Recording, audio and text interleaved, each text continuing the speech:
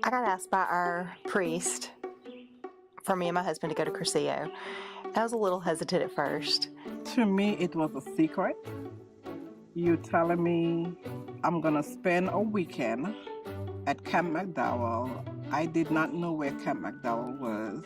I cannot bring my cell phone. I'm a guy that's tied to my phone and my watch. I thought, you cut me off from the world and I'll be lost. I have real responsibilities. I really knew nothing about what I was getting into, so yeah, I was pretty nervous. The first night I was really nervous. The next day, a little less nervous, and the rest is history, I guess.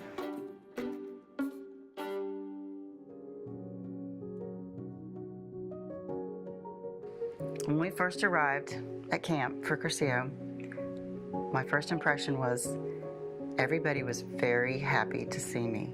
It's like they know something that I don't know. When I first showed up in the breezeway of the front porch of Private Hall, a lot of staff had these big smiles on their face with kind of these silly grins, looking, saying, I know who you are, Charles McCauley. Everybody was really excited to see me and ready to serve me, and it was a really nice change. Cursillo is more purely the work of the church, proclaiming the good news of the love of God in Jesus Christ, celebrating as a community of people, absorbing the joy of being faithful. But it takes some trust. It takes some willingness. You have to play along.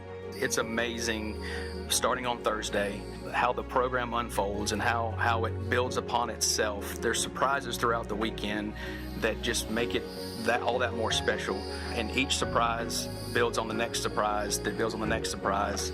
The surprises are gifts. They are very much like your Christmas presents that you want each Christmas under the tree.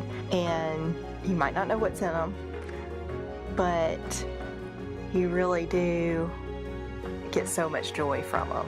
Because this is not about a weekend at camp. This is about changing the way you think about your walk with God. There's parts of it that you just can't tell people. You have to kind of take the walk. And I can't tell you what's going to happen halfway down the trail.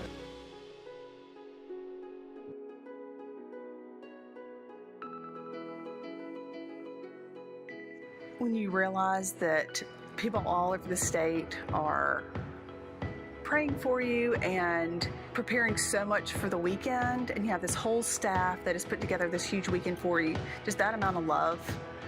The Cursillo movement in Alabama, in the whole Episcopal Church, is a lay-led movement. They volunteer their time, they come for the weekend, they continue with the Cursillo movement after the weekend is over. I've always thought that Cursillo is the best of the Episcopal Church, and I so wish I had experienced it earlier. It might sound cliche, but everybody comes when they're supposed to come. I've seen that happen over and over again. And for me, it was when my mind was right, when my heart was right, and when I was ready to kind of take a next step in my spiritual journey. This is about you feeling loved. So just open yourself to that, give away control, and enjoy the ride. It's especially helpful if some of the fire has gone out of your relationship with God.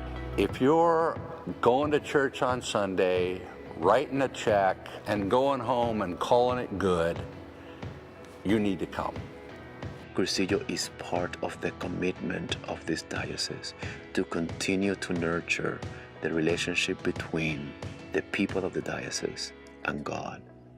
It has been a remarkable gift to the parishes I've served, to the dioceses I've served.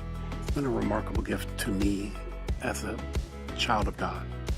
When I came back from my Cursillo weekend, I loved my home church that much more. I wanted to give more to my church. Cursillo is especially good for people who want to be more involved in their parish, in our diocese, who want to be connected, not just intellectually, but emotionally and spiritually, to our loving God.